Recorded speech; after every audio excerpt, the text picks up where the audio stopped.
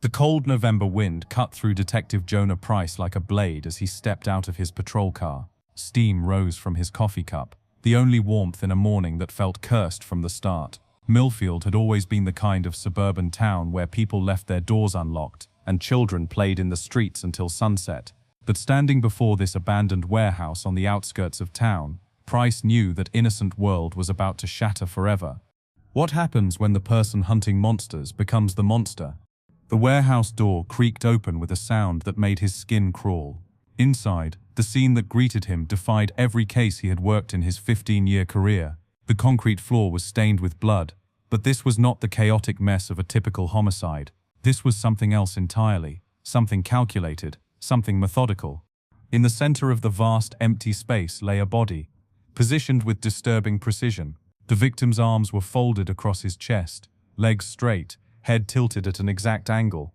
Every detail had been carefully considered, every element deliberately placed, but it was what rested in the dead man's right hand that made Price's blood run cold.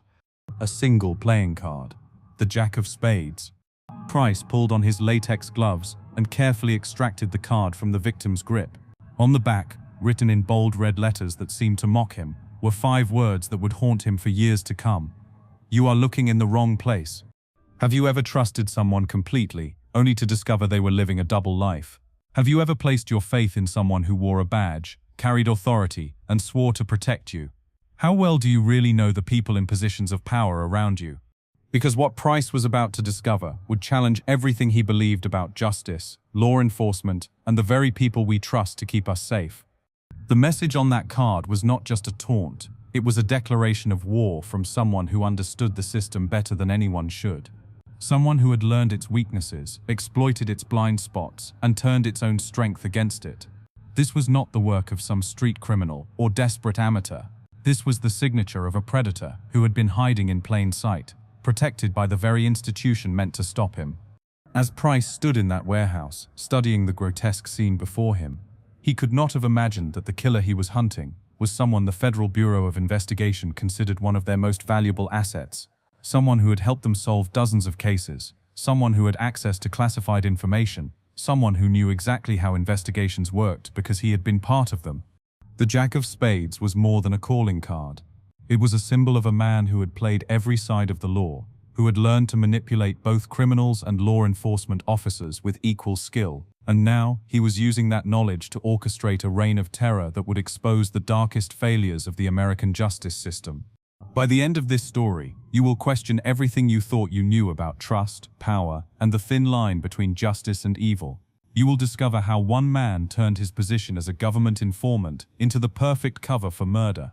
You will learn how the very people sworn to protect us can become our greatest threat when oversight fails and accountability disappears. If stories like this fascinate you, smash that like button, because what we are about to uncover will shake you to your core. This is the story of Victor Harlan, the Federal Bureau of Investigation informant who became one of America's most dangerous serial killers. Victor Harlan entered this world on a bitter February morning in 1972 in a rundown hospital in Akron, Ohio. The industrial landscape outside those hospital windows would become a fitting backdrop for a childhood marked by abandonment, manipulation, and the slow formation of a mind that would one day terrorize a nation. His father, Michael Harlan, was a drifter who appeared in Victor's life like smoke, present one moment and gone the next. Michael would arrive with promises of stability, gifts that never quite fit, and stories of the road that painted his absence as adventure rather than abandonment. Then, without warning, he would vanish again, leaving behind only the echo of unfulfilled promises and a mother whose heart broke a little more each time. Victor's mother, Sarah, struggled with demons of her own. Her battle with alcohol and depression turned their small apartment into a war zone of unpredictable emotions. One day she would hold Victor close, whispering apologies and promises of better tomorrows. The next she would stare through him as if he were invisible, her eyes focused on some distant pain he could never understand. By the time Victor turned 8, the state had intervened. Social services descended on their chaotic household like a rescue mission, but for Victor, it felt more like the beginning of a different kind of hell. The foster care system that was supposed to save him instead became his training ground for survival through deception. His first foster home belonged to the Patterson family. Mr. and Mrs. Patterson were kind people who genuinely wanted to help damaged children heal. But Victor had already learned that kindness could disappear without warning. He studied them with the intensity of a scientist, noting how Mr. Patterson's face softened when Victor helped with yard work, how Mrs. Patterson smiled when he complimented her cooking. Within weeks, Victor had mastered the art of being exactly what people wanted him to be. Teachers saw a bright, eager student who asked thoughtful questions and always completed his homework. Foster parents saw a grateful, well-behaved child who never caused trouble. But behind those carefully constructed masks lived something else entirely. When Victor was caught stealing money from Mr. Patterson's wallet, he did not deny it. Instead, he cried. Real tears, accompanied by a story about wanting to buy Mrs. Patterson flowers for her birthday because she had been so kind to him. The theft was reframed as misguided love, and the Pattersons found themselves comforting the very child who had robbed them. But Victor's stay with the Pattersons ended when they discovered him torturing a neighborhood cat in their garage. The contrast was jarring. The same hands that had gently helped Mrs. Patterson with her garden had methodically inflicted pain on a helpless animal. When confronted, Victor's expression shifted from the warm, loving child they thought they knew to something cold and calculating that neither of them could explain. The foster home records show a pattern that would repeat itself over the next 6 years. Transferred, stamped in red ink across file after file. Each placement lasted longer than the last, as Victor refined his techniques, learned to hide his true nature more effectively, and discovered that the adults around him desperately wanted to believe in his manufactured goodness. By his 14th birthday, Victor had lived in 7 different homes. He had learned to read people like instruction manuals, identifying their weaknesses and desires within hours of meeting them. He understood that most humans operated on predictable emotional patterns, and that those patterns could be exploited by someone willing to study them carefully. Child psychologists who examined Victor during this period noted his unusual ability to form rapid emotional connections with adults. What they failed to recognize was that these connections were entirely one-sided. Victor felt nothing for the people who tried to help him, but he had become a master at making them feel everything for him. The trauma that should have taught Victor empathy instead taught him control. The abandonment that should have made him seek genuine connection instead showed him that relationships were transactions, and he intended to always come out ahead. But Victor's real education in evil was just beginning.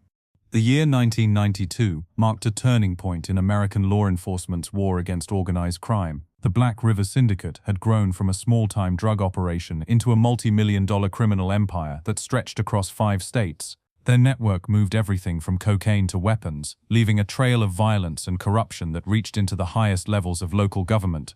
Federal Bureau of Investigation headquarters in Washington had declared the Black River Syndicate a priority target, allocating resources and personnel to what they called Operation Clean Sweep. The pressure was immense. Politicians demanded results, the media scrutinized every move, and careers hung in the balance. Special Agent Leah Monroe found herself at the center of this storm, tasked with infiltrating an organization that had proven nearly impossible to penetrate. Monroe was a rising star in the Bureau, known for her analytical mind and unwavering dedication to justice. She had built her reputation on successful operations that others had deemed impossible, but the Black River Syndicate presented challenges unlike anything she had faced before. Their security was tight, their members loyal, and their methods ruthless. Traditional investigative techniques had failed repeatedly, leaving Monroe with one option: finding someone already inside their world. That someone turned out to be Victor Harlan. Victor had been arrested in connection with a botched robbery attempt at a Black River Syndicate safe house. The operation had gone wrong, leaving 2 men dead, and Victor facing charges that could put him away for life. But as Monroe reviewed his file, she saw something that others had missed. Victor was not just another small-time criminal. He was someone who had survived on the streets through intelligence and adaptability, someone who understood how to navigate dangerous waters without drowning. The interview room at the Federal Bureau of Investigation field office in Cleveland was stark and intimidating, designed to break down resistance and force confessions. But when Victor entered that room, he carried himself with a confidence that caught Monroe off guard. Where she expected to find desperation, she found calculation. Where she anticipated fear, she discovered opportunity. Victor had done his homework. He knew about Operation Clean Sweep, understood the pressure Monroe was under, and recognized that she needed him more than he needed her. But he was careful not to appear too eager. Instead, he let Monroe believe that she was convincing him, that her offer of immunity was too good to refuse. "I can get you inside," Victor told her, his voice steady and assured. "But I need guarantees. full immunity, witness protection if necessary, and a guarantee that my cooperation stays between us. Monroe found herself nodding before she fully understood what she was agreeing to. Victor's knowledge of the Black River Syndicate was impressive, but it was his understanding of law enforcement procedures that should have raised red flags. He asked questions about FBI protocols that demonstrated a familiarity with federal investigations that seemed unusual for a street-level criminal. But Monroe was under pressure to produce results, and Victor was offering her exactly what she needed. The deal was struck within hours. Victor would work as a confidential informant, providing intelligence on Black River Syndicate operations in exchange for immunity from prosecution and ongoing federal protection. What Monroe could not have known was that Victor viewed their arrangement not as a lifeline, but as a masterclass in institutional manipulation. For the first time in his life, he had access to both sides of the law. He could move freely between criminal enterprises and law enforcement operations, playing each against the other for his own benefit. The first intelligence Victor provided was spectacular. He delivered details about a major drug shipment that led to the seizure of over $2 million worth of cocaine and the arrest of 6 high-ranking syndicate members. Monroe was praised by her superiors, her career trajectory accelerated, and Victor was hailed as one of the most valuable informants in Bureau history. But Victor was learning something intoxicating about the nature of power. Information was not just currency, it was control. Every secret he uncovered, every detail he shared or withheld, gave him leverage over both criminals and federal agents. He discovered that he could manipulate investigations, protect allies, eliminate enemies, and position himself as indispensable to both sides. The psychological rush was unlike anything Victor had experienced. The foster care system had taught him to survive by adapting to what others wanted him to be. But this new role allowed him to shape what others became. He was no longer reacting to his environment. He was controlling it. Monroe began to depend on Victor's intelligence for her most significant cases. His insights into criminal psychology, his ability to predict syndicate movements, and his talent for gaining the trust of dangerous individuals made him invaluable. She started consulting him on cases beyond the Black River investigation, treating him more like a partner than an informant. But here is where this story takes a turn that will make your blood run cold. Victor was not content with simply playing both sides. The power he had discovered was addictive, but it was not enough. He wanted more control, more influence, more authority over life and death itself. The very skills that made him an exceptional informant were about to transform him into something far more dangerous. Drop a comment if you think you could spot a manipulator like Victor, because statistically, most of us cannot. The summer of 1995 arrived in Cleveland with oppressive heat that seemed to press down on the city like a weight. For 3 years, Victor Harlan had walked the tightrope between his roles as Federal Bureau of Investigation informant and Black River Syndicate insider. But cracks were beginning to show in his carefully constructed dual identity, and one man was starting to notice. Marcus Bell had been a mid-level player in the syndicate for over a decade. Unlike the younger, more reckless members, Marcus possessed the survival instincts that came from years of navigating dangerous territory. He had watched men disappear for asking too many questions, seen loyalty rewarded and betrayal punished with brutal efficiency. Most importantly, he had developed an ability to spot inconsistencies that others missed. The first red flag came during a planning meeting for a major cocaine shipment. Victor had suggested a route that would avoid certain checkpoints, claiming he had insider knowledge about increased police presence. The operation went smoothly, but Marcus noticed that the areas Victor had warned them about showed no signs of enhanced law enforcement activity. It was a small detail, but it planted a seed of suspicion that began to grow. Over the following weeks, Marcus started paying closer attention to Victor's behavior. He noticed how Victor always seemed to know which operations would be successful and which would fail. He observed that Victor asked specific questions about security measures and personnel assignments that seemed unnecessary for his role. Most troubling of all, Marcus realized that several high-ranking syndicate members had been arrested shortly after sharing sensitive information with Victor. The confrontation was inevitable. On a sweltering Tuesday evening in late July, Marcus arranged to meet Victor at an abandoned auto repair shop on the east side of Cleveland. The location was isolated, surrounded by vacant lots and crumbling industrial buildings, the kind of place where conversations could happen without interruption, where business could be conducted without witnesses. Victor arrived at precisely 8 o'clock in the evening, his appearance calm and composed despite the heat. He wore a light blue shirt and dark jeans, clothes that would not show stains easily. His hands were steady as he pushed open the rusted door of the repair shop, his expression neutral as he scanned the interior. Marcus was waiting in the center of the garage, his back to a workbench covered with old tools and engine parts. The setting sun cast long shadows through the broken windows, creating a patchwork of light and darkness across the oil-stained concrete floor. "We need to talk," Marcus said, his voice carrying the weight of suspicion that had been building for months. Victor stepped closer, maintaining the concerned expression he had perfected over years of manipulation. "What is on your mind, Marcus? You seem tense." "I have been watching you," Marcus continued, his eyes never leaving Victor's face. "Things do not add up. Operations you touch go wrong. People you talk to get arrested. You know things you should not know, and ask questions that make no sense." For a moment, Victor felt the familiar thrill of being challenged.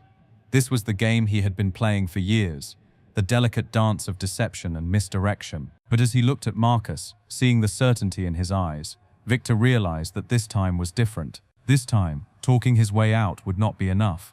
"You think I am working with the federal agents," Victor said, his tone remaining conversational. "That is a serious accusation, Marcus. Do you have proof?" Marcus reached into his jacket pocket and pulled out a small notebook. "I have been keeping records, dates, times, conversations. I know you are feeding information to the Federal Bureau of Investigation, and I know you have been doing it for years." The notebook represented everything Victor had worked to hide. In the wrong hands, it would destroy his carefully constructed identity and expose him to retaliation from both sides of his double life. But more than that, it represented a challenge to his control, a threat to the power he had spent years accumulating. Victor's mind calculated the situation with mechanical precision. Marcus was alone. The location was isolated. The evidence was contained in a single notebook that could disappear along with its owner. The solution was elegant in its simplicity. "You are right," Victor said, taking another step forward. "I have been working with the agents, but you are wrong about one thing." "What is that?" Marcus asked, his hand tightening on the notebook. "You think you are going to leave here alive." The attack came without warning. Victor's hands moved with practiced efficiency, targeting vulnerable points that would incapacitate rather than kill immediately. This was not a crime of passion or desperation. This was a calculated execution performed by someone who understood exactly what he was doing. Marcus fought back, but years of comfortable middle management had not prepared him for Victor's methodical violence. The notebook fell to the floor as Marcus struggled for breath, his vision blurring as Victor's grip tightened around his throat. In those final moments, Victor felt something shift inside him. The power he had experienced as an informant paled in comparison to this ultimate authority over life and death. He was no longer manipulating circumstances or information. He was controlling existence itself. When Marcus stopped struggling, Victor felt no remorse, no regret, no second thoughts about what he had done. Instead, he felt a profound sense of completion, as if he had finally discovered his true purpose. The cleanup was methodical and thorough. Victor removed all traces of his presence, disposed of the notebook that had threatened his security, and arranged the scene to suggest a robbery gone wrong. By the time he left the auto repair shop, Marcus Bell had become the first victim of a transformation that would terrorize the nation. The psychological shift was complete. Victor Harlan, the informant, had died in that garage along with Marcus Bell. What emerged was something far more dangerous, a predator who understood both sides of the law and intended to use that knowledge to his advantage. In the 18 months following Marcus Bell's murder, Victor Harlan refined his craft with the precision of a surgeon and the calculating mind of a chess master. What had begun as a desperate act of self-preservation evolved into something far more systematic, far more deadly. Victor had discovered his true calling, and the body count began to climb. His victim selection followed a methodology that demonstrated both criminal sophistication and psychological cunning. Victor targeted individuals who existed on society's margins, runaway teenagers who had aged out of the system, small-time drug dealers with no family connections, prostitutes whose disappearances would generate minimal police interest. These were people whose absence would not trigger immediate investigations, whose deaths would not command media attention or federal resources. But Victor's choices were not random. Each victim served a specific purpose in his larger game. Some were eliminated because they posed potential threats to his dual identity. Others were selected to send messages to rival criminal organizations or to manipulate ongoing Federal Bureau of Investigation operations. A few were chosen simply to satisfy his growing hunger for control over life and death. The Jack of Spades became Victor's trademark, but its significance went far beyond a simple calling card. In traditional playing card symbolism, the jack represents a servant or messenger, someone who operates between the higher powers of kings and queens. Victor saw himself as exactly that, a figure who moved between the criminal underworld and law enforcement, serving both while ultimately answering to neither. The spade suit carried its own meaning. Spades represent conflict, challenge, and transformation through struggle. Victor had transformed himself through violence, had challenged the established order by operating within it, and had found conflict to be the crucible that revealed his true nature. The Jack of Spades was not just his signature, it was his identity. Each crime scene was constructed like a theatrical performance, with Victor as both director and lead actor. He positioned bodies with deliberate care, arranged personal belongings in patterns that suggested deeper meanings, and left behind messages that taunted investigators while revealing nothing concrete about his identity. The scenes were designed to generate fear, confusion, and media attention while providing no useful evidence for law enforcement.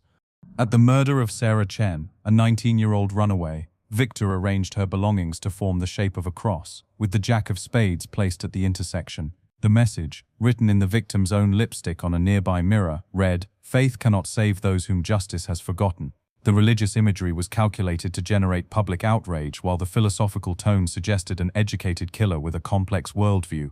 The murder of Tommy Rodriguez, a low-level cocaine distributor, featured a different kind of staging. Victor positioned the body to face east, toward the rising sun, with the victim's money scattered around him in a perfect circle. The accompanying note stated, "Greed is a compass that points only toward death."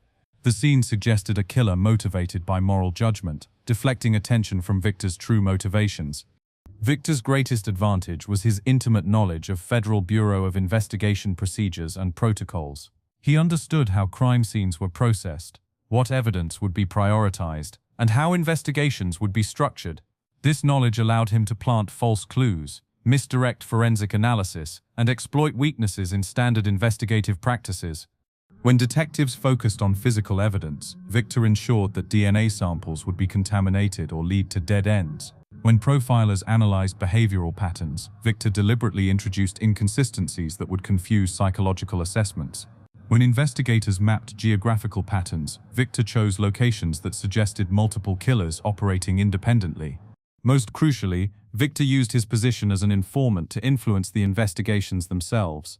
He provided Agent Monroe with intelligence that steered federal resources away from his crimes and toward unrelated cases. He suggested investigative approaches that would waste time and manpower. He even identified potential suspects from the criminal underworld, confident that their alibis would eventually clear them while consuming valuable investigative hours. Agent Monroe's blind trust in Victor became the cornerstone of his protection. She viewed him as her most reliable source, the informant who had made her career and continued to provide the intelligence that kept her in favor with her superiors. When local law enforcement agencies requested federal assistance with the Jack of Spades murders, Monroe dismissed their concerns, arguing that federal resources were better allocated to ongoing organized crime investigations. "Victor has been invaluable in our operations against the Black River Syndicate," Monroe told colleagues who questioned the wisdom of ignoring a potential serial killer. "These local murders are tragic, but they do not represent the kind of organized threat that requires federal intervention." Monroe's protection extended beyond simple resource allocation. She actively discouraged cooperation between federal and local agencies, citing concerns about operational security and the need to protect ongoing investigations. She blocked requests for federal profiling assistance, delayed responses to forensic analysis requests, and used her influence to ensure that the Jack of Spades cases remained the responsibility of understaffed and under-resourced local police departments. By the end of 1996, Victor had claimed 12 victims across 3 states. 12 human beings whose lives had been cut short, not just by a serial killer, but by a system that had been manipulated to protect their murderer. 12 families whose loved ones had died while the person responsible operated under federal protection and authority. The true horror of Victor's reign was not just the murders themselves, but the realization that each death had been preventable. While Victor Harlan was killing innocent people, he was simultaneously being praised by the Federal Bureau of Investigation as one of their most valuable assets. While families mourned their lost children, siblings, and parents, federal agents were commending Victor for his contributions to law enforcement. The Jack of Spades murders were not just crimes against individual victims. They were an indictment of institutional failure, a testament to what happens when oversight disappears and accountability becomes secondary to career advancement and operational success. Detective Jonah Price had been investigating homicides for over a decade, but the Jack of Spades murders presented patterns that kept him awake at night. By early 1997, he had connected 5 murders across 3 jurisdictions, each bearing the same methodical staging, the same playing card signature, and the same taunting messages that suggested a killer with intimate knowledge of police procedures.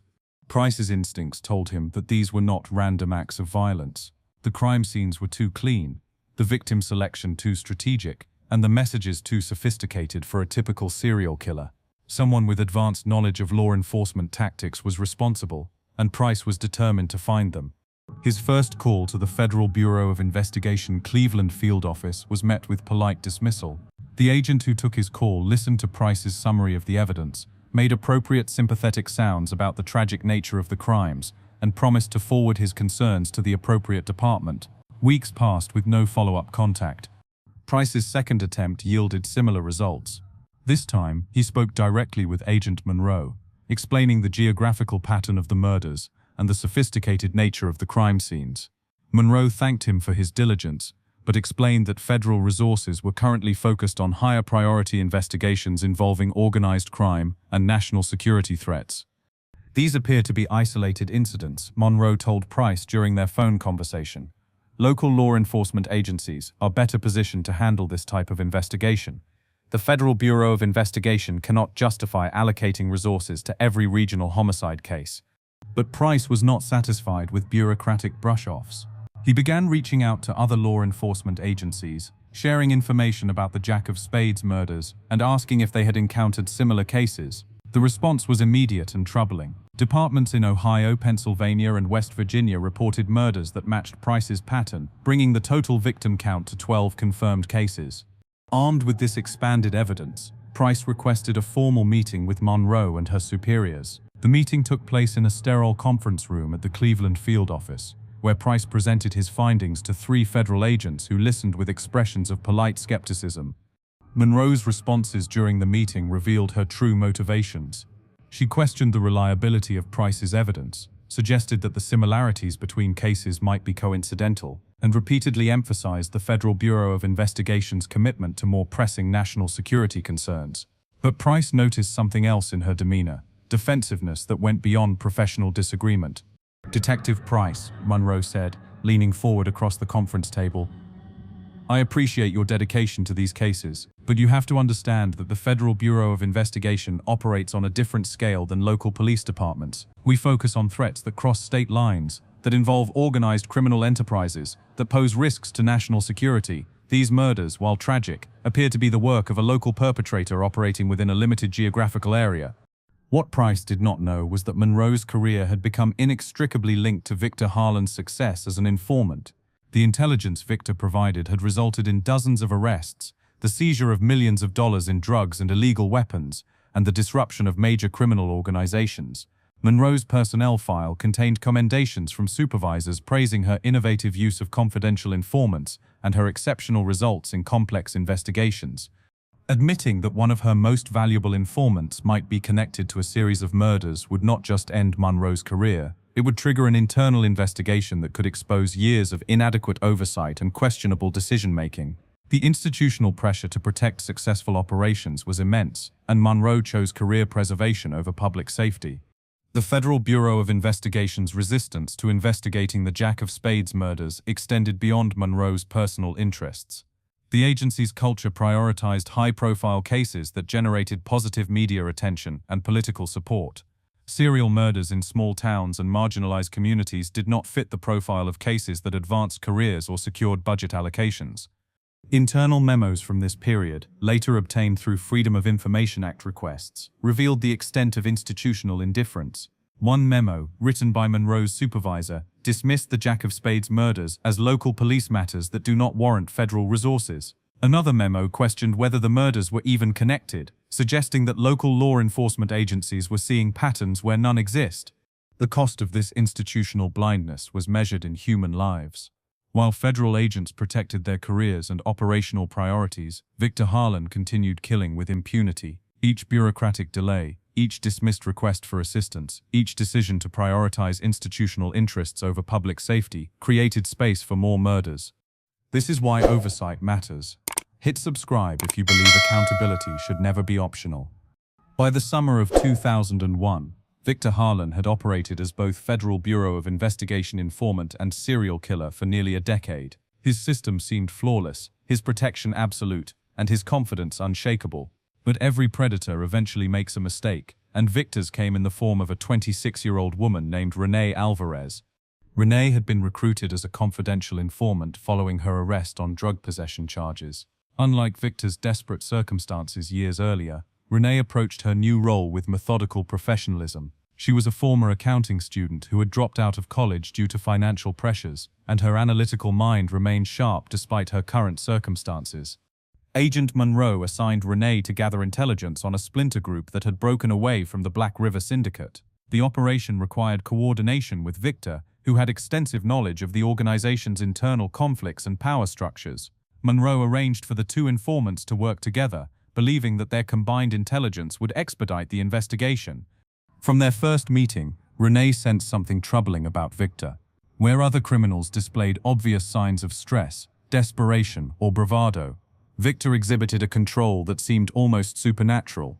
He asked questions that went beyond operational necessity, probing for details about her personal life, her family connections, and her relationship with federal handlers. Most disturbing to Renee was Victor's knowledge of law enforcement procedures. He spoke about Federal Bureau of Investigation protocols with the familiarity of someone who had spent years inside the system. He referenced specific case numbers, mentioned agents by name, and demonstrated an understanding of investigative techniques that seemed impossible for a street-level informant to possess. Renee began keeping detailed records of her interactions with Victor. Her journal, a small leather-bound notebook she carried everywhere, became a repository of dates, times, locations, and direct quotes from their conversations. She documented inconsistencies in Victor's stories, noted his unusual questions, and recorded her growing suspicions about his true role in their operations. The entries revealed a pattern of manipulation and control that extended far beyond normal informant activities. Victor had inserted himself into multiple investigations, influenced the direction of federal resources, and demonstrated knowledge of ongoing cases that should have been classified. Most troubling of all, Renee discovered that several individuals who had crossed Victor's path had subsequently disappeared under mysterious circumstances. Her final journal entry, dated November 15, 2001, contained a chilling observation. Victor is not who he claims to be. I believe he is using his position to eliminate threats and settle personal scores. I am documenting everything in case something happens to me. 3 days later, Renee Alvarez vanished. Her disappearance triggered the breakthrough that Detective Price had been seeking for years. Unlike Victor's previous victims, Renee had family members who demanded answers, friends who refused to accept official explanations, and most importantly, a paper trail that connected her directly to federal operations. Director Samuel Kessler, the Federal Bureau of Investigation oversight official responsible for informant management, became involved when Renee's family hired an attorney and threatened to expose the agency's use of confidential informants in high-risk operations. During his review of case files, Kessler discovered Price's repeated requests for federal assistance and began to question why those requests had been consistently dismissed. The discovery of Renee's journal changed everything. Hidden in her apartment, the notebook contained enough evidence to connect Victor to multiple murders, expose years of institutional cover-ups, and reveal the extent of Agent Monroe's willful blindness. The meticulous documentation provided a roadmap of Victor's crimes and the system failures that had enabled them. Kessler immediately contacted Price, and together they built a case that could not be dismissed or deflected. The evidence was overwhelming. Witness statements, forensic connections, and most damning of all, Victor's own words recorded in Renee's careful handwriting. The coordinated raid on Victor's apartment complex involved over 50 federal agents, local police officers, and specialized tactical units. News helicopters circled overhead as armored vehicles surrounded the building. Television crews broadcast live coverage of what reporters described as the arrest of one of America's most dangerous serial killers. Victor offered no resistance when agents breached his door. He sat calmly at his kitchen table, drinking coffee and reading a newspaper as if he had been expecting their arrival. His expression remained composed even as agents read him his rights, placed him in handcuffs, and led him away from the apartment where he had planned his reign of terror. The calm in Victor's eyes as he faced the cameras was perhaps the most chilling aspect of his arrest. This was not a man who felt caught or defeated. This was someone who had always known this moment would come and had prepared for it with the same methodical precision he had applied to murder. The trial of Victor Harlan became one of the most closely watched criminal proceedings of the 21st century. Courtroom seats were filled with journalists, legal observers, and family members of victims who had waited years for justice. Television networks provided gavel-to-gavel coverage of what prosecutors called the most significant case involving law enforcement corruption in modern American history. Victor's behavior during the proceedings was nothing short of disturbing. He sat motionless at the defense table, his expression blank, and his posture relaxed, as if he were attending a routine business meeting rather than fighting for his life. When prosecutors displayed crime scene photographs and read victim impact statements, Victor showed no emotional response. His eyes remained fixed on some invisible point beyond the courtroom, occasionally shifting to observe the reactions of spectators and jury members. The most chilling moment came during his brief testimony. When asked by his own attorney if he felt remorse for his actions, Victor paused for nearly 30 seconds before responding with clinical detachment. "Remorse implies that I believe I made an error in judgment. I do not believe that to be the case." The prosecution presented overwhelming evidence linking Victor to 15 murders across 4 states. Renee Alvarez's journal provided the foundation for their case, supplemented by forensic evidence, witness testimony, and Victor's own recorded conversations with Federal Bureau of Investigation handlers. The defense attempted to argue diminished capacity due to childhood trauma, but Victor's methodical planning and systematic cover-ups contradicted any claims of mental impairment. The jury deliberated for less than 6 hours before returning guilty verdicts on all charges. Judge Patricia Williams sentenced Victor to life in prison without the possibility of parole, calling his crimes a betrayal of public trust that strikes at the foundation of law enforcement integrity. Agent Lila Monroe's career collapsed within weeks of Victor's arrest. Internal investigations revealed years of inadequate oversight, ignored warning signs, and deliberate obstruction of legitimate inquiries. Monroe was terminated from the Federal Bureau of Investigation and faced federal charges for obstruction of justice and criminal negligence. She ultimately served 18 months in federal prison and lost her law enforcement pension. The institutional response was swift and comprehensive. The Federal Bureau of Investigation implemented new protocols for informant management, including mandatory psychological evaluations, regular polygraph examinations, and independent oversight committees. Congress held hearings examining the failures that had enabled Victor's crimes, resulting in legislation requiring enhanced accountability measures for all federal law enforcement agencies. The victims' families received financial settlements, though no amount of money could compensate for their losses. Several families established foundations dedicated to improving oversight of law enforcement operations and supporting other victims of institutional failures. Victor Harlan was transferred to a maximum security federal facility where he remains in solitary confinement, serving 15 consecutive life sentences with no possibility of release. The Victor Harlan case fundamentally transformed how American law enforcement agencies manage confidential informants.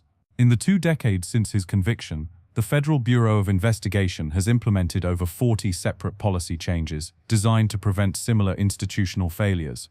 These reforms include mandatory background checks extending beyond criminal history, psychological evaluations conducted by independent specialists, and rotating handler assignments to prevent unhealthy personal relationships between agents and informants. Perhaps most significantly, the Bureau established the Informant Oversight Commission, an independent body with authority to investigate complaints and conduct surprise audits of ongoing operations. This commission has the power to immediately suspend informant relationships and launch criminal investigations when protocols are violated. The reforms have been adopted by local and state law enforcement agencies across the country, creating a nationwide framework for accountability. The psychological impact on those who survived Victor's reign extends far beyond his direct victims. Detective Jonah Price, now retired, continues to struggle with questions about how many murders could have been prevented if his early warnings had been taken seriously. In interviews, Price has described persistent nightmares and a profound loss of faith in institutional justice that required years of therapy to address. Family members of Victor's victims formed a support network that remains active today. They meet monthly to discuss their ongoing healing process and work together on legislative initiatives designed to strengthen victim rights and improve law enforcement transparency. Their advocacy efforts have resulted in new laws requiring agencies to notify victims' families when cases involve confidential informants. The Harlan case serves as a cautionary tale in an era when law enforcement agencies continue to rely heavily on informant networks. Recent cases in Chicago, Los Angeles, and Miami have revealed informants operating with minimal oversight, raising questions about whether the reforms implemented after Victor's conviction have been sufficient to prevent future abuses. Modern technology has created new opportunities for both oversight and manipulation. Digital communication allows for better documentation of informant interactions, but it also provides sophisticated criminals with additional tools for deception and evidence destruction. The fundamental challenge remains unchanged. How do we balance the legitimate need for intelligence gathering with the imperative to prevent institutional failures that cost lives? Current estimates suggest that American law enforcement agencies operate between 15,000 and 20,000 confidential informants at any given time. The vast majority are supervised by dedicated professionals who follow established protocols and prioritize public safety. But Victor Harlan's legacy raises uncomfortable questions about the exceptions, about the small percentage of cases where oversight fails and accountability disappears. Every month, unsolved murders across the country display signatures that suggest sophisticated perpetrators with inside knowledge of law enforcement procedures. Crime scenes that are too clean, evidence that disappears too conveniently, investigations that stall despite promising leads. Are these simply the challenges of modern criminal investigation, or do they represent something more troubling? What do you think? Are there more Victor Harlans out there right now? Share your thoughts below, and do not forget to subscribe for more shocking true crime stories that expose the dark side of those we trust most. The Jack of Spades may no longer appear at crime scenes, but the questions Victor Harlan raised about institutional accountability, systemic oversight, and the dangerous intersection of power and pathology remain as relevant today as they were 2 decades ago. Because sometimes the most dangerous predators are the ones wearing badges.